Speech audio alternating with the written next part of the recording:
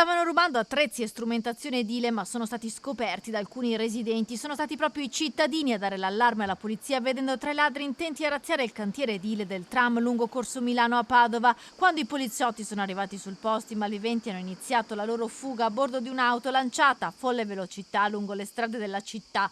I poliziotti hanno iniziato l'inseguimento, durante il quale le auto si sono pericolosamente speronate più volte. Non hanno esitato a lanciare una smerigliatrice, materiale da cantiere, cercando appunto di impedire alle volanti di proseguire nell'inseguimento. Dopodiché, dopo alcune anche collisioni, si sono fermati appunto lì all'Arcella, hanno lasciato l'auto con la refurtiva, un'auto praticamente con targa moldava, e si sono dileguati nelle vie della zona. È stata recuperata l'intera refurtiva, oltre 10.000 euro di materiale cantieristico. Adesso si stanno svolgendo delle rivisitazioni investigative da parte della squadra mobile perché ci sono stati altri analoghi reati sempre ai danni dei cantieri qui a Padova commessi nei mesi scorsi. La folle corsa è terminata nel quartiere Arcella in via Tullio Lombardo. Qui i ladri sono riusciti a scappare a piedi abbandonando la vettura con targa moldava. All'interno i poliziotti hanno recuperato tutta l'attrezzatura appena rubata nel cantiere per un valore di oltre 10.000 euro.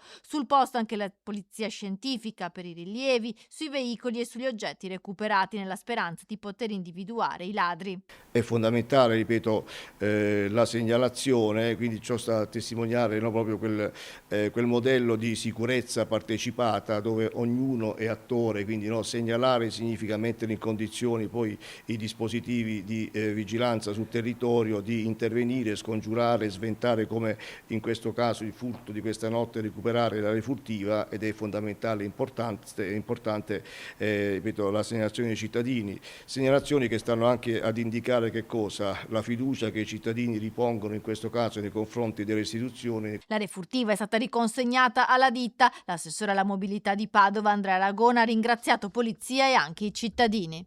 Un ringraziamento alle forze dell'ordine, alla polizia per aver sventato il furto, tra l'altro anche con un inseguimento, il tentativo di furto che c'è stato questa notte di materiali e macchinari all'interno di un cantiere del tram in Corso Milano. È un particolare ringraziamento anche alla persona che non si è voltata dall'altra parte ma ha visto qualcosa di strano e ha chiamato le forze dell'ordine.